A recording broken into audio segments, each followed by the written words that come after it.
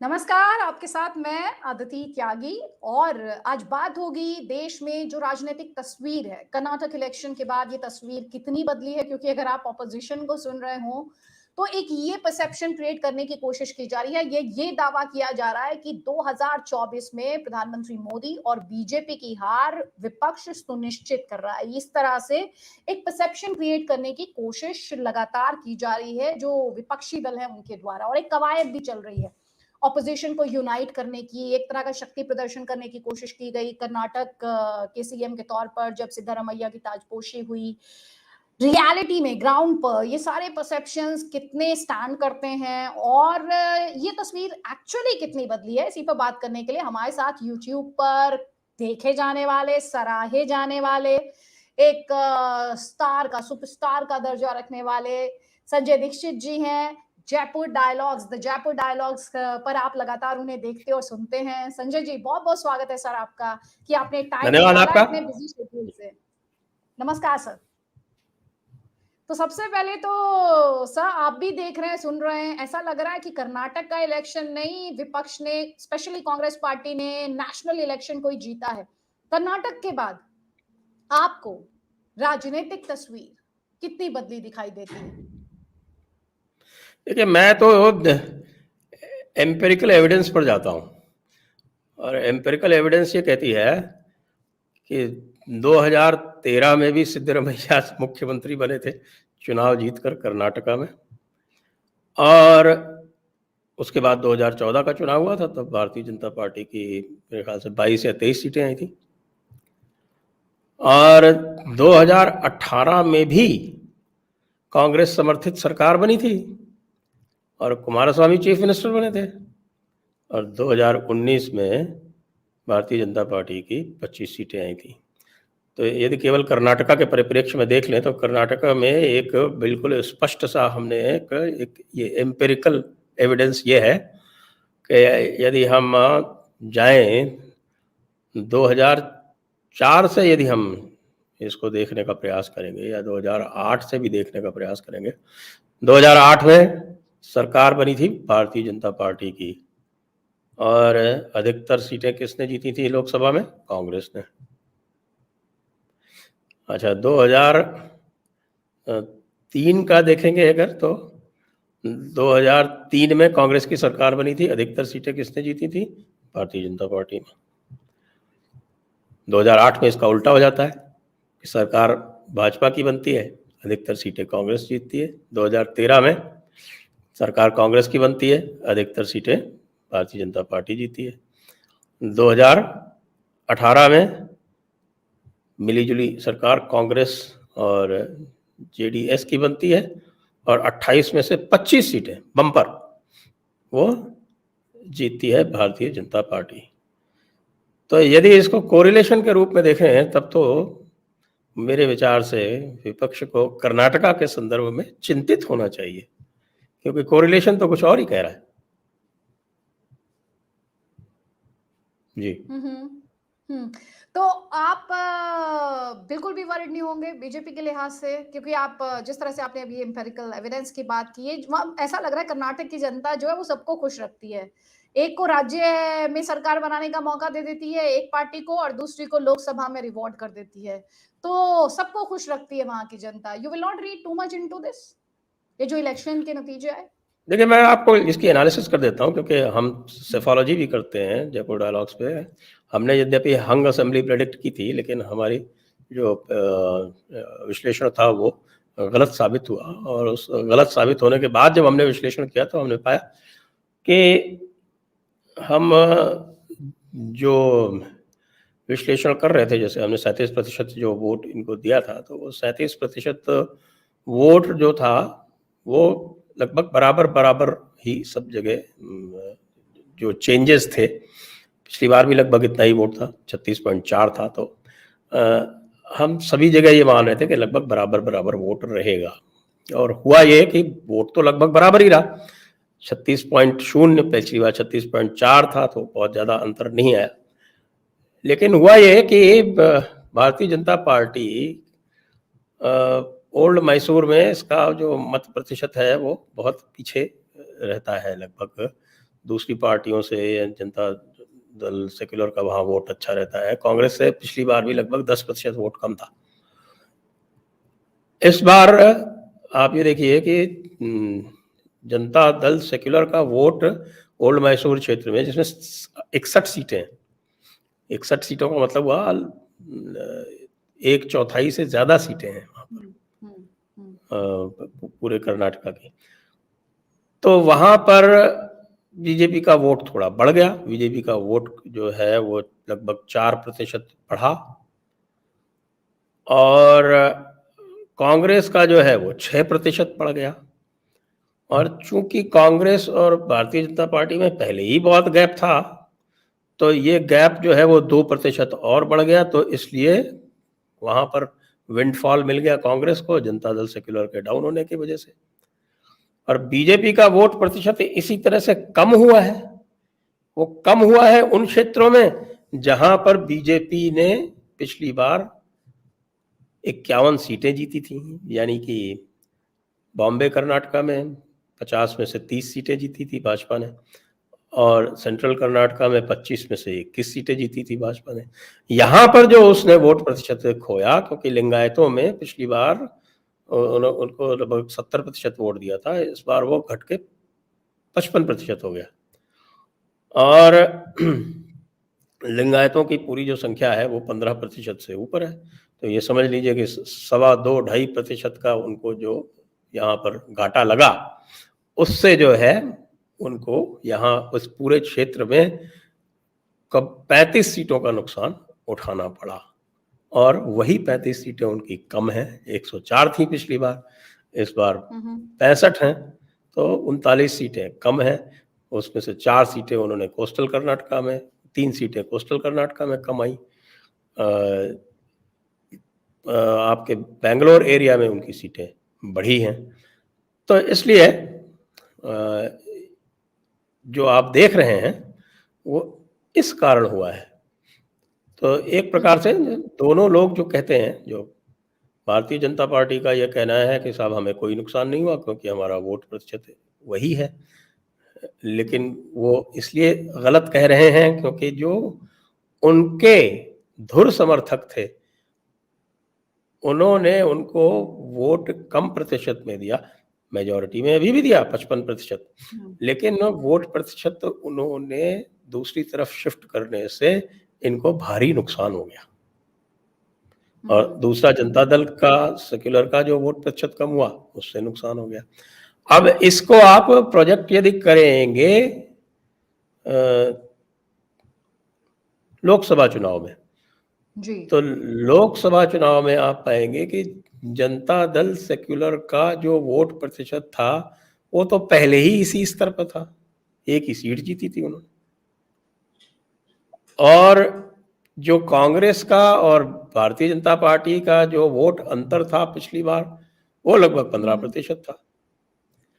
तो अब मुझे ये नहीं लगता, क्योंकि जो कारण हैं जो आ रहे हैं वो सबसे पहले जो कारण, सबसे बड़ा कारण ये है कि वोटर जो है वो ये देख रहा है कि साहब कि भारतीय जनता पार्टी की सरकार कर्नाटका प्रदेश में कैसी चली।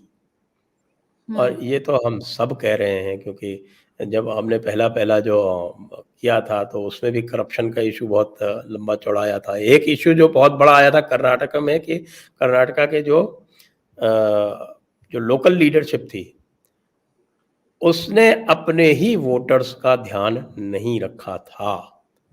और जिस तरह से आप देखते हैं कि जो इस्लामी आतंकवाद कर्नाटका में पनप रहा था, उस पे जो हिंदू वोटर था और जो घोर समर्थक, यानी जो हिंदुत्ववादी वोटर, जो घोर समर्थक बीजेपी का था, वो थोड़ा सा निराश हुआ। इसका आपको इम्पैक्ट देखने में आ रहा है कि एक बिल्कुल जो खांटी भारतीय जनता पार्टी का जिला है उत्तर कन्नड़, वहां पे 6 में से 4 सीटें बीजेपी हार जाती है।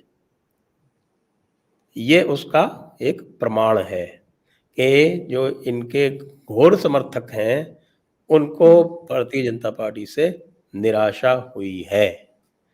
तो विधानसभा के परिणामों को लोकसभा के परिणामों में इसलिए भी नहीं देखा जा सकता क्योंकि सारे परिणाम देख लें आप, इवन उत्तर प्रदेश का भी देख लें आप, इवन उत्तर प्रदेश का भी परिणाम देख लें आप, तो आप पाएंगे कि 2014-2019 दोनों में ही लोकसभा में जो चुनाव होते हैं और जो विधानसभा में चुनाव होते हैं, उसमें भारतीय जनता पार्टी का मत प्रतिशत जो है उसमें लगभग 10% का अंतर रहता है। ये हमने जो विश्लेषण किया हुआ है, मैं उसके आधार पे बता रहा हूँ आपको, कि उसमें लगभग 10% का अंतर रह जाता है। जैसे इस बार उत्तर प्रदेश का ही चुनाव ले लें। उत्तर प्रदेश के चुनाव में 2019 में भारतीय जनता पार्टी जो थी वो 49.9% पर पहुंच गई थी, लगभग 50%। और तभी आपने देखा था कि बीएसपी और समाजवादी और कांग्रेस का गठबंधन होने के उपरांत भी भारतीय जनता पार्टी जो थी और अपने सहयोगी दल, अपना दल के साथ में 62+2 64 सीट से जीत कर गई थी। और जब विधानसभा चुनाव होता है तो उसका जो मत प्रतिशत है पिछली बार लगभग 41 था, इस बार लगभग 40 था, लगभग बराबर ही मान लें, तो वो उससे 10% कम है।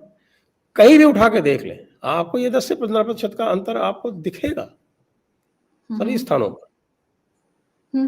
आप एग्जाम्पल देता हूं आपको जी। राजस्थान 2018 राजस्थान, भारतीय जनता पार्टी का मत प्रतिशत लगभग 37 था,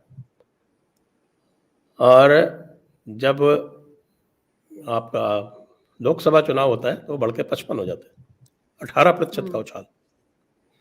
यहाँ तो नारा ही लग रहा था, ईरानी तेरी खैर नहीं, मोदी तुझसे बैर नहीं। तो इसको जो है आप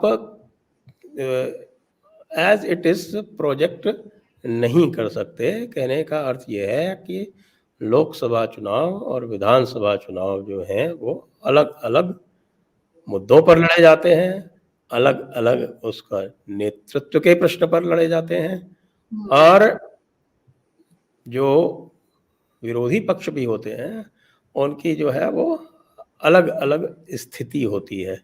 इसलिए उसको आप प्रोजेक्ट उस तरह से नहीं कर सकते। पश्चिम बंगाल में देख लीजिए, पश्चिम बंगाल में क्या हुआ, वहां भी यही 10% का अंतर आ गया, और जहां पर वो लगभग बराबर का प्रतिशत लेकर पहुंच गए थे तृणमूल कांग्रेस भारतीय जनता पार्टी, वही जब 10% कम हो जाता है तो बिल्कुल उनकी जो है वो धुलाई हो जाती।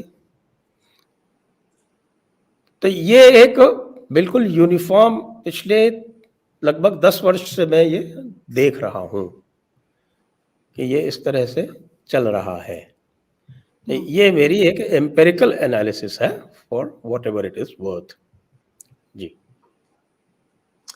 आपने बहुत डिटेल में समझाया है सर। मैं जो डिस्कशन हुआ है, और मैं चाहती हूँ जो इस वीडियो को देखें उन्हें क्लैरिटी मिले। तो अभी आपने दो बातें की थी। एक तो अभी आपने कहा जो लोकल लीडरशिप पर भ्रष्टाचार को लेकर संगीन आरोप थे, ये देखते हुए कि कांग्रेस ने इसे नारा ही बना लिया 40% कमीशन वाली सरकार। कई लोग इसे बहुत आयरॉनिकल बता रहे थे कि भ्रष्टाचार के खिलाफ मुहिम बीजेपी का कोर एजेंडा रही कांग्रेस पार्टी के खिलाफ, और कांग्रेस पार्टी ने उसी भ्रष्टाचार को कोर एजेंडा बनाकर सेंटर पर लाकर अपनी स्ट्रैटेजी के कर्नाटक में बीजेपी को शिकस्त दी। आपसे मैं ये जानना चाहूंगी, क्या ये सिर्फ करप्शन पर बीजेपी को शिकस्त थी या फिर कांग्रेस पार्टी की जीत में? और दूसरा पॉइंट जो अभी आपने उठाया था, जो कोर वोटर था बीजेपी का, क्या वो हिंदुत्व पर जो राज्य सरकार, अभी आपने इस्लामिक आतंकवाद का भी जिक्र किया था, उससे भी क्या वो खफा हुआ? देखिए, मैंने आपको जो बताया करप्शन का इश्यू था अवश्य, लेकिन यदि आप जाएंगे और बाकी जिन्होंने विश्लेषण किया और हमने भी जो विश्लेषण किया कि करप्शन का जो मुद्दा था वो किस रैंक पे था, तो करप्शन के मुद्दे को मुख्य मुद्दा मानने वाले लोग जो थे वो कोई 5-6% ही थे। और ये करप्शन का मुद्दा आप जानते हैं कि अर्बन कंस्टिट्यूंसी में अधिक चलता है, तो यदि करप्शन का मुद्दा वाकई बहुत अधिक प्रभावी होता तो बेंगलोर में भारतीय जनता पार्टी की जो सीट्स थी वो 11 से बढ़ के 16 नहीं हो जाती। तो करप्शन का मुद्दा जो था, उससे मैं ये कहूंगा कि उनकी जो एक ओवरऑल छवि थी वीक एडमिनिस्ट्रेशन की, लैकडेजिकल एडमिनिस्ट्रेशन की, तो वो जो एक ओवरऑल इमेज थी उसमें उसने कंट्रीब्यूट किया, दैट्स ऑल। जो मेजर जो इशू इसमें ये है, जो मैंने आपको हाईलाइट किया, क्योंकि भारतीय जनता पार्टी जो कहाँ उसकी कमी हुई, उसमें एक तो जनता दल एस जो कोलैप्स करी है। अच्छा, लोग कहते हैं कि साहब कि मुसलमानों ने बहुत वोट दे दिया, ये बिल्कुल फालतू की बात है। जो लोग भी इसका एनालिसिस कर रहे हैं, जिन्होंने किया, वो ये दिखा रहे हैं कि आपके प्रदीप गुप्ता जी के एनालिसिस में उन्होंने 88% वोट दिए, उन्हीं के एनालिसिस में 2018 में उन्होंने 80% वोट दिए थे, तो 80 से 88 हो गए। भारतीय जनता पार्टी को तो उन्होंने फिर भी कभी वोट नहीं दिया था। और आपके रिपब्लिक टीवी वालों के जो एनालिसिस है उसमें ये दिखा रहे हैं कि पिछली बार 70% दिए थे, इस बार 78% दिए, तो ये 8% का जो इजाफा होता है, तो 13% पॉपुलेशन में यदि 8% का इजाफा होता है तो 13 इंटू 8 इज 104, 104। तो इसका मतलब केवल 1.04% का लाभ जो है वो मुसलमानों के वोट बढ़ने से कांग्रेस को हुआ, और उनकी जो ओवरऑल इंक्रीज है वो है 4.88%। तो बाकी कहां से आए? उनको लगभग 2-2.5% का लाभ जो है, जो मैंने अभी आपको लिंगायत वाला कैलकुलेशन बताया था, वो जो लाभ है वो पूरा उन्हीं को मिला है। तो वो 2.25-2.5% तो उनको लिंगायतों का वोट एक्स्ट्रा मिला है, ऐसे क्षेत्र में जहां पर भारतीय जनता पार्टी जो थी वो स्ट्रांग थी। उसका कारण एक बहुत महत्वपूर्ण ये है जो देखने में आ रहा है कि ये एक ओवरऑल इंप्रेशन गया कि साहब के इन्होंने, यानी कि सेंट्रल लीडरशिप ने येदियुरप्पा के साथ अच्छा नहीं किया। येदियुरप्पा जी के 10 से 12 जो समर्थक थे, घोर समर्थक थे, वो पहले ही भारतीय जनता पार्टी को छोड़ चुके थे, और उन्होंने छोड़ के बहुतों ने उसमें से कांग्रेस से साथ हाथ मिलाया था। उसके बाद फिर 2 और महत्वपूर्ण लिंगायत नेताओं को टिकट नहीं दिए, उससे ये जो इम्प्रेशन बढ़ा। तो इनको जो मात खाई है इन्होंने, वो लिंगायत क्षेत्रों में खाई है। इन्होंने बासवराज बोम्मई को सीएम चेहरा भी नहीं बनाया। तो यही वाली बात होती है कि आधी छोड़ पूरी को धावे और आधी रहे न पूरी पावे। तो अपने कोर वोटर को, जो आपके धुर समर्थक थे, उनको छोड़कर और दूसरों के वोट लेने के चक्कर में, जिसमें कुछ अल्पसंख्यक तुष्टीकरण की भी बातें आती हैं, ये जो कार्य भारतीय जनता पार्टी ने किया, ये इनको घातक सिद्ध हुआ। जी। हिंदुत्व को लेकर बीजेपी की जो मौजूदा स्ट्रैटेजी है, इलेक्शंस में आप देख चुके हैं किस तरह से बीजेपी ने बजरंग बली के मुद्दे को उठाया था। बजरंग दल पर कांग्रेस पार्टी का एक्शन की बात मैनिफेस्टो में थी। कांग्रेस आरोप लगाती रही कि ध्रुवीकरण की कोशिश कर रही है यहाँ पर बीजेपी। लेकिन हिंदुत्व को लेकर बीजेपी की स्ट्रैटेजी आपको इस वक्त, खास तौर पर मैं लोकसभा इलेक्शंस अगले साल जो होने हैं उनके संदर्भ में जानना और समझना चाह रही हूँ, आपका आकलन क्या है? देखिए, भारतीय जनता पार्टी जो है वो हिंदुत्व के मुद्दे पर स्पष्ट नहीं है।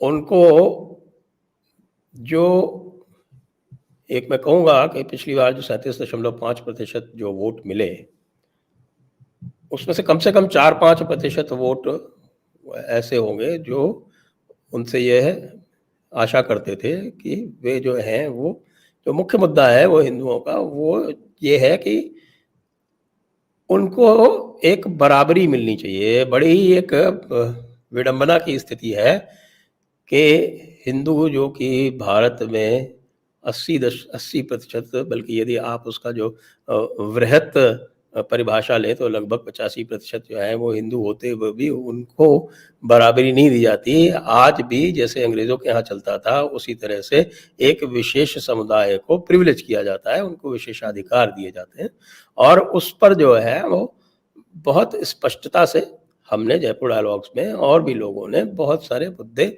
रखे हुए हैं भारतीय जनता पार्टी के सामने कि इनको आप एड्रेस कीजिए, जिसमें किसी दूसरे समुदाय की कोई हानि नहीं हो रही है। यदि ये कहा जा रहा है कि साहब कि आप जो है हिंदुओं के मंदिरों को आप स्वायत्त शासी अधिकार दीजिए, उनको जो है वो सरकारों का पुछल्ला मत बनाइए। तो ये जो है ये किसी और समुदाय का विषय नहीं है, ये पूर्ण रूप से सरकार और हिंदुओं के बीच का विषय। कर्नाटक में क्या हुआ, ये विषय कर्नाटक में भी आया था। चुनाव से 1 वर्ष पहले बसवराज बोम्मई ने ये घोषणा की कि हम मंदिरों को फ्री कर देंगे। अब देखिए कि कर्नाटक में मठों मंदिरों का बहुत महत्व है। आप भी जानते हैं कि किस तरह से चुनाव के समय पे सारी पार्टियां जो है वो मठों मंदिरों के चक्कर लगाती हैं, और इन सभी मठों के लिए ये एक महत्वपूर्ण विषय है, क्योंकि वो उनको सदैव ये शंका रहती है कि पता नहीं कब किसका दिमाग खराब हो जाए और जाके हमारे मठ पे कब्जा करने के लिए और उसको इनका जो HRC डिपार्टमेंट होता है उसके अंदर ले लेंगे। और 1 वर्ष के बाद में चुनाव के पहले उस मुद्दे को उन्होंने ड्रॉप कर दिया। अब आप कह रहे हैं कि उन्होंने बजरंगबली का नाम ले लिया। देखिए, जो सब्सटैंटिव जो इश्यू होते हैं, यदि आपने कोई सब्सटैंटिव काम नहीं किया है तो चुनाव खत्म होने के 7 दिन पहले आप जय बजरंगबली का नारा लगा दें तो इसको जो है ढकोसले के रूप में देखा जाता है, न कि आपने कोई जो काम किए हैं उसमें साथ में उसमें कोई एडिशन होता है। तो ये जो जय बजरंगबली का नारा था, यदि उसका कुछ लाभ हुआ तो बेंगलोर में हो गया। बेंगलोर में आपको 5, 6, 7 सीटें एक्स्ट्रा मिल गई, लेकिन जिनको वाकई जो मंदिरों को फ्री करने की जिनकी डिमांड थी उसमें लिंगायत मठ प्रमुख थे, उनको लाभ नहीं मिला। आप चले गए, उस पे पीछे चले गए, कदम आपने पीछे खींच लिए। तो हिंदुत्व के मुद्दे पर भारतीय जनता पार्टी पूरी तरह से कंफ्यूज्ड है। ये काम इन्होंने, जबकि लोग इनसे जब उम्मीद कर रहे थे कि आप जो है वो मंदिरों को फ्री करेंगे, तब इन्होंने जाके 4 धाम बोर्ड बना दिया उत्तराखंड में, और उसके बाद वहाँ इतना विरोध हुआ तो पुष्कर धामी में ये सेंस था कि उन्होंने उसको वापस ले लिया, और इसका उनको लाभ मिला कि वो उत्तराखंड दोबारा जीत गए, नहीं तो उत्तराखंड में भी वही हिमाचल वाला हाल होता।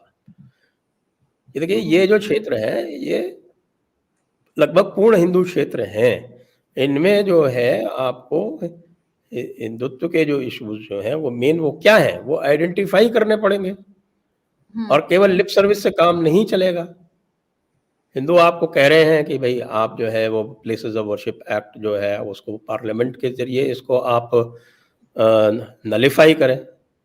जो सेक्शन 4 में जो 1947 का दे रखा है, यद्यपि जब हम उसमें डीप में जाते हैं और जब ये बात आती है कि रिलीजियस कैरेक्टर यदि डिफाइन करना है तो वही एविडेंस लीड करके ही होगा, लेकिन उसके कारण जो है वो जो दूसरा पक्ष है वो हर मुकदमे को डिले करने में सफल हो जाता है। सरकार उसके ऊपर कोई रुख नहीं लेती। माइनॉरिटीज का स्टेट वाइज आइडेंटिफिकेशन होता है, सरकार उस मुकदमे को लटकाए हुए हो गए, उसको कम से कम 5-6 साल से लटकाए हुए। एक बार एफिडेविट दे भी दिया कि साहब इसको जो है स्टेट लेवल पे किया जा सकता है, उसके बाद वो एफिडेविट विड्रॉ कर लिया। अब उसको फाइनल हियरिंग पे डाल ही दिया कि आपका उत्तर आए या ना आए, हम तो फाइनल हियरिंग करेंगे। सुप्रीम कोर्ट 10 जुलाई को उसकी फाइनल हियरिंग करेगा। इसी तरह से और भी वक्फ एक्ट का केस है, उसमें भी वो सब जान रहे हैं कि किस तरह से तमाशेबाजी हो रही है वक्फ को लेके, लेकिन सरकार जो है वो चुप बैठी है।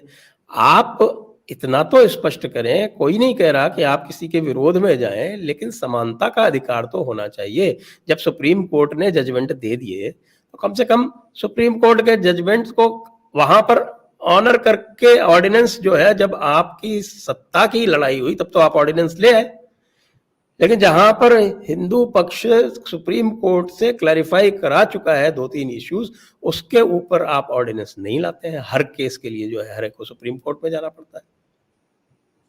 तो ये जो सारी जो अस्पष्टताएं हैं जो कर रखी हैं, और उसके लिए पता नहीं कौन सी नोबेल प्राइज की आशा में है मोदी जी। तो हिंदुत्व के इशू पर मैं कहूँगा कि इनका रिकॉर्ड जो है वो अत्यंत शोचनीय है, और मुझे नहीं लगता कि जिस उत्साह से जो जिनको लोग हिंदुत्ववादी कहते हैं, या हम कहेंगे कि जो एक तरह से प्रखर या एक एग्रेसिव हिंदूज हैं, उनकी संख्या इस 37.5% में 4-5% होगी। यदि ये असंतुष्ट रहे, वोट देने नहीं गए, तो आप ये समझ लीजिए कि यदि 32% वोट आया बीजेपी का, तो वो उनकी संख्या जो है 200 से ऊपर नहीं जाएगी। हालाँकि मुझे लगता है कि इस बात को समझेंगे मोदी जी और इस पर कुछ करेंगे। लेकिन ये एक जो है एक लिप सर्विस होती है कि साहब आप जो है वो हिंदुत्व के बारे में एक लिप सर्विस करें, और दूसरी बात होती है कि आप इस पर कुछ ठोस करें। तो इस समय हिंदुत्व के मामले में जो हिंदुओं की जो आकांक्षाएँ, जो आशाएँ हैं, उस पर इनको कुछ ठोस उपाय करने पड़ेंगे। ये हल्की-फुल्की बातों से काम नहीं चलेगा, नारों से काम नहीं चलेगा। जहाँ होता है, वहाँ उसका पूरा प्रभाव दिखता है। जैसे उत्तर प्रदेश का मैं आज आपको कह सकता हूँ कि उत्तर प्रदेश में आज की स्थिति में भारतीय जनता पार्टी 70 से कम सीटें नहीं जीतेगी। और सारी पार्टियां मिल जाए तो भी 70 से कम सीटें नहीं जीतेगी। अब यह स्थिति क्यों है? यह स्थिति योगी आदित्यनाथ के कारण है, क्योंकि योगी आदित्यनाथ ने जो मोदी का वोट है उसमें नेट एडिशन किया है। मोदी प्लस योगी मिलके, जिसको डबल इंजन बोलते हैं, वो इफेक्टिव केवल 2 स्थानों पर है। वो उत्तर प्रदेश में इफेक्टिव है, असम में इफेक्टिव है। बाकी जगह ये जो बात होती है डबल इंजन सरकार की, वो खोखली है, क्योंकि जो दूसरा इंजन है उसका तो इंजन स्टार्ट ही नहीं है। तो आपको बोगियां खींचनी है, साथ में उनकी बोगियों के बराबर भार वाला एक इंजन और खींचना है। तो ये जो डबल इंजन सरकार और डबल इंजन सरकार का जो नारा है, वो तभी कामयाब होगा जब जो दूसरा इंजन जो है वो पहले इंजन के बराबर आउटपुट दे रहा हो।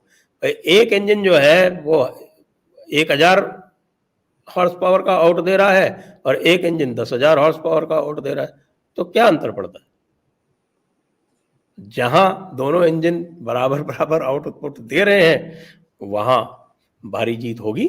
उत्तर प्रदेश में आज आपको प्रेडिक्ट कर रहा हूं, 70 से कम सीटें बीजेपी नहीं जीतेगी उत्तर प्रदेश में। लेकिन क्या यही बात हम महाराष्ट्र के लिए कह सकते हैं? हालांकि महाराष्ट्र की इक्वेशन जो है इस समय बहुत गड़बड़ है। मैं तो आपको स्टेट बाय स्टेट एनालिसिस करके दे सकता हूँ। जी, आपने ये कहा, बड़ा स्टेटमेंट है ये आपका, कि बीजेपी में कंफ्यूजन है हिंदुत्व को लेकर। ये कंफ्यूजन क्यों है? अब ये कंफ्यूजन क्यों है तो मैं नहीं कह सकता। हम तो बराबर इसको कॉल आउट कर रहे हैं कि भाई आपका कंफ्यूजन है। हो सकता है कि वो कुछ आरएसएस के भी पुराने जो सिद्धांत हैं उनके कारण कंफ्यूजन हो। उनके हिसाब से सूफी जो हैं वो बड़े टॉलरेंट होते हैं, उनके हिसाब से इस्लाम अच्छा है, कुछ मुसलमान बुरे हो सकते हैं, और उनके हिसाब से जो डीएनए सबका एक है। तो ये सब मूर्खता की बातें हैं। तो इसी से सारा आइडियोलॉजिकल कंफ्यूजन होता है। जी जी। क्योंकि आपने अभी जिक्र किया कि मंदिरों पर सरकारी कंट्रोल का, आपने अभी प्लेसेस ऑफ वर्शिप एक्ट का जिक्र किया। प्लेसेस ऑफ वर्शिप एक्ट के संदर्भ में मुझे ज्ञानवापी याद आया, जिसके पहले साइंटिफिक सर्वे जो स्ट्रक्चर मिला, जिसे हिंदू पक्ष शिवलिंग कहता है, उसके साइंटिफिक सर्वे की बात हुई। हालांकि सुप्रीम कोर्ट ने बाद में उस पर अगली सुनवाई तक के लिए उसे टाल दिया। ज्ञानवापी पर ये उसको टाला इसलिए क्योंकि वो रिक्वेस्ट जो थी वो सॉलिसिटर जनरल ने की थी। जी, तो वो भी आपको ये भी फिर कंफ्यूजन क्रिएट करता है कि साहब भारत सरकार के जो वकील हैं सॉलिसिटर जनरल, वो क्यों आगे से बढ़ के जो है वो समय मांग रहे हैं। फिर उसके बाद जो ये जो बातें आती हैं ना कि साहब कि इनका हिंदुत्व का कमिटमेंट खोखला है, दिखावटी है, वो चीजें जो हैं वो फिर रीइंफोर्स होती हैं।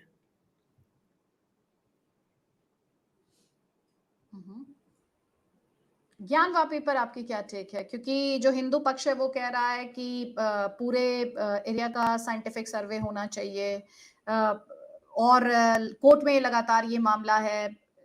डॉक्टर स्वामी से मेरी बात होती है तो वो हमेशा एक ही बात कहते हैं कि 3 ऐसी जगह हैं जिन्हें कहीं और रेप्लिकेट नहीं किया जा सकता, जिनमें से अयोध्या में रामलला का मंदिर बन रहा है, और मुसलमानों को काशी और मथुरा छोड़ देने चाहिए, ताकि क्योंकि इन्हें रेप्लिकेट नहीं किया जा सकता, तो इस पर मुसलमानों को पीछे हटना चाहिए। आपको क्या लगता है? देखिए वो जो है ना, that train has left the station long time back. वो जो 3 वाली जो बात थी, वो ऑफर जो था वो बहुत पहले दिया गया था। अब 40,000 और पर है। और देखिए 40,000, देखिए नंबर्स पे मैं नहीं जा रहा, मेरे पास तो जो डॉक्यूमेंटेड है मैं उसी की बात करूंगा।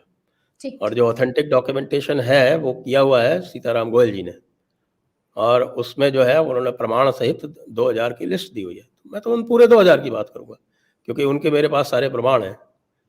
और अभी भी जो सारे के सारे केस चल रहे हैं, और सुप्रीम कोर्ट का लॉ लेट डाउन है। 1959 महंत राम स्वरूप केस, 1965 ठाकुर गोविंद देव जी केस, उसमें ये लेट डाउन है कि एक बार जहां प्राण प्रतिष्ठा हो गई देवी या देवता की, तो वह स्थान सदैव देवी या देवता का रहेगा। भले ही वहां से मंदिर का विध्वंस हो जाए, भले ही वहां से मूर्ति खंडित हो जाए, या भले ही वहां से मूर्ति चोरी हो जाए, वो उसका आधिपत्य जो है वो उसी देवी या देवता का रहेगा। ये इसलिए है कि मूर्ति खंडित होने से कोई देवता खंडित नहीं होते। जब कोई मूर्ति खंडित करता है तो वो जो देवता है उसको छोड़ के वहीं उसी स्थान पर रहते हैं, मूर्ति को छोड़ देते हैं। ये जो है ये हिंदू लॉ है, और इसको, ये जो मैंने आपको 2 जजमेंट कोर्ट किए उसमें पूरी तरह से इसको अयोध्या में भी इसका लाभ लिया गया। अयोध्या में भी इसी के कारण हुआ। इसी के कारण आप देखते हैं कि जब लिमिटेशन का लॉ, जब आप जो है वो नेक्स्ट फ्रेंड के रूप में आते हैं, देवी या देवता के रूप में आते हैं, उसके नेक्स्ट फ्रेंड के रूप में आते हैं, तो लॉ ऑफ लिमिटेशन भी लागू नहीं होता। तो ये जो बात है, इसके कारण जो पूरा का पूरा हमारा जितना भी हमारे पास प्रमाण है, हम उनको सबकी बात करेंगे। ये अचानक जो है इन्होंने जो है वो उल्टी बात कहना शुरू कर दी कि साहब जो है प्लेसेस ऑफ वर्शिप एक्ट में डॉक्टर स्वामी की मैंने इस पर बहुत घोर आलोचना की है। तो उन्होंने कहा कि साहब कि नहीं, आप तो खाली प्लेसेस ऑफ वर्शिप एक्ट में काशी मथुरा ऐड कर दीजिए, बाकी हमें नहीं चाहिए। No sorry, I don't agree. That train left the platform in the 1990s when they went back on their promise। उन्होंने ये कहा था, ये मुस्लिम पक्ष ने, सैयद शहाबुद्दीन ने कहा था, जो बाबरी एक्शन कमेटी के प्रेसिडेंट थे। उन्होंने ये कहा था कि यदि ये प्रमाणित हो जाए कि यहाँ पर कभी मंदिर था तो हम अपनी क्लेम छोड़ देंगे। और वह प्रमाणित होने के बाद भी उन्होंने इसको अगले 30 साल तक लटकाए रखा। Therefore, we are not going back to that at all। जो कुछ भी है वो डॉक्टर सुब्रमण्यम स्वामी का अपना मत हो सकता है, हिंदू पक्ष का मत वो बिल्कुल नहीं है। हमने बिल्कुल ओपन में उनसे डिसएग्रीमेंट किया है। ठीक। वापस जो पॉलिटिकल डिस्कशन था और सवाल थे उसी पर लौट रही हूँ। विपक्ष कह रहा है कि एक साथ आ गए हैं, हम साथ साथ हैं। एक कवायद चल रही है 2024 के इलेक्शंस में, प्राइम मिनिस्टर मोदी के खिलाफ पूरा विपक्ष एक साथ आ जाए, बीजेपी के खिलाफ पूरा विपक्ष एक साथ आ जाए। नीतीश कुमार को आप देख ही रहे हैं किस तरह से राज्य राज्य वो घूम रहे हैं। ममता बनर्जी, कांग्रेस कर्नाटक जीती है, उसके बाद से उनकी टोन जो है वो थोड़ी मेलोड डाउन है। और ममता बनर्जी कह रही हैं जहां जहां कांग्रेस जीत सकती है हम उसे फुल्ली सपोर्ट करेंगे। क्या आपको नए समीकरण बनते दिखाई दे रहे हैं विपक्ष के लिहाज से? वैसे मेरे तो ये समझ में नहीं आता कि ये सारे अगर एक हो भी जाते हैं तो उससे क्या अंतर पड़ेगा। एक स्टेटमेंट दिया ममता दीदी ने कि हमने कर्नाटका में कांग्रेस को सपोर्ट किया, इसलिए कांग्रेस को हमें सपोर्ट करना चाहिए। अब ये बताइए, आप तो पॉलिटिकल ऑब्जर्वर हैं, कीन पॉलिटिकल ऑब्जर्वर हैं, तो अभी बताइए इसका क्या अर्थ है। कर्नाटक में तृणमूल कांग्रेस सपोर्ट करके कितने वोट ऐड करा सकती है उनके, और कांग्रेस ने तुरंत इस चीज का खंडन कर दिया और उन्होंने उनके साथ जाने से मना कर दिया। देखिए जो भी पार्टी जहां पे भी है, कोई अपना बेस नहीं छोड़ने वाली। नीतीश कुमार, तेजस्वी, कांग्रेस पहले से ही एक हैं बिहार में, तो एक बने रहे। वो उत्तर प्रदेश में किसी की क्या मदद कर सकते हैं? नीतीश कुमार जी केजरीवाल की क्या मदद कर सकते हैं? लोकसभा चुनाव की बात कर रहा हूं। इनके सबके अपने अपने खांचे अपने अपने प्रदेश में हैं। इनमें से कोई भी पार्टी अपने प्रदेश से आगे कोई अस्तित्व नहीं रखती है। तृणमूल कांग्रेस तो त्रिपुरा में जाके लड़ी थी ना बंगालियों के बेसिस पे, क्या हुआ? तो वहां ये किसी को सपोर्ट कर दें, असम में कर दें, उससे क्या अंतर पड़ेगा? It makes no difference. ये जो सारी की सारी है, ये उस तरह की बात है कि साहब ये हम 1+1 11 बन जाएंगे, लेकिन ना ये तो 1+1 सब अलग अलग है। 1+1 2 भी नहीं बन रहे। जो बिहार में है वो कर्नाटक में कांग्रेस के लिए कुछ नहीं कर सकता। जो कर्नाटक में है वो कर्नाटक में जेडीएस और कांग्रेस एक साथ कभी नहीं लड़ेंगे, क्योंकि उनके अस्तित्व का प्रश्न है। उनको अपना अपना अस्तित्व बनाए रखना है। अगर वो एक साथ लड़ेंगे, जेडीएस लड़ गई उनके साथ में, तो उसके तो पूरे सारे वोटर एक बार चले गए तो दोबारा पता नहीं आएंगे कि नहीं आएंगे।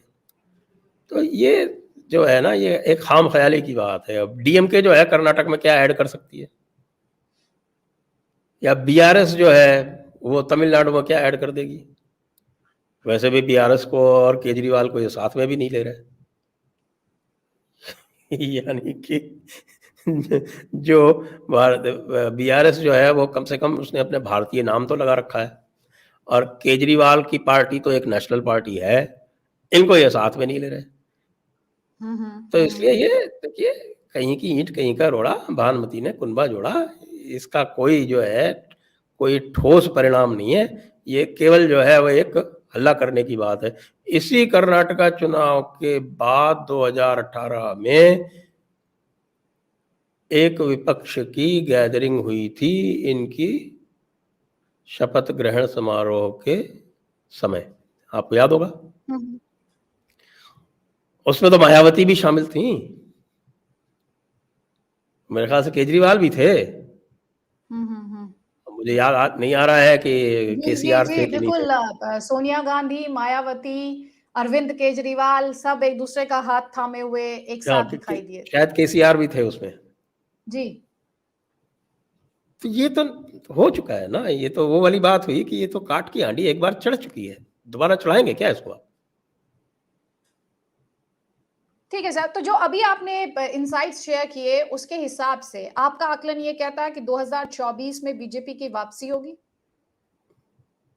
देखिए, हमने 6 महीने पहले एक पोल किया था, उसमें बीजेपी के अकेले 278 सीट्स आ रही थी, और अब हम दोबारा करेंगे। वैसे तो BJP is in the poll position, लेकिन बीजेपी को ये ध्यान रखना पड़ेगा कि अपने कोर वोटर को जो छोड़ने की टेंडेंसी इसकी रही है, जैसे पश्चिम बंगाल में लोगों ने देखा कि इनके वोटर्स पर जब हमले हुए तो ये वहाँ से छोड़ के भाग आए, और एक शपथ ले ली इन्होंने जाके एक एयर कंडीशन हॉल में, उससे इनकी बहुत बदनामी हुई। जिस प्रकार से इन्होंने अपने कोर वोटर की इच्छा के और कोर वोटर की फुल सपोर्ट के बावजूद शाहीन बाग को चलने दिया 4-6 महीने तक, ये जो है ये इनको एड्रेस करना पड़ेगा। ये इस तरह की ढुलमुल नीति नहीं चलेगी। लोग जो है अब आज के इंटरनेट के युग में रोज विश्लेषण करते हैं, आपको रोज इस इम्तिहान में पास होना पड़ता है। तो ये बीजेपी को ध्यान रखना पड़ेगा। नहीं तो यदि जो उत्साही समूह है, जिसको ये हिंदुत्ववादी कहते हैं या हिंदुत्व ब्रिगेड कहते हैं, यह इनका सर्वाधिक उत्साही समूह है। यदि उसका उत्साह कम हो गया और 2-4% वोट कम हो गए तो बीजेपी को नुकसान हो सकता है। अभी भी 6 महीने पहले हमने 278 किया था, तो 278 इज ओनली मार्जिनली अबव 272। तो BJP can win, depends on how it enthuses its voter base. Thank you Sanjay sir, बहुत बहुत शुक्रिया। इतना डिटेल में जाकर इतनी बारीकी के साथ आपने जो अभी राजनीतिक तस्वीर है और जो रूलिंग पार्टी है सेंटर पर बीजेपी, उसका हिंदुत्व पर क्या बीजेपी को अपनी स्ट्रैटेजी को रिविजिट करने की जरूरत है, जो इश्यूज आपने उठाए हैं, आई एम श्योर जो उनके स्ट्रैटेजिस्ट होंगे वो भी आपको देखते होंगे, सुनते होंगे और समझ रहे होंगे कि आप कहना क्या चाह रहे हैं उनसे। इन इनसाइट्स को शेयर करने के लिए बहुत बहुत शुक्रिया सर। संजय दीक्षित जी, आभार आपका and thank you so much sir. धन्यवाद आपका और आपके दर्शकों का भी। जय हिंद, वंदे मातरम। जय हिंद सर।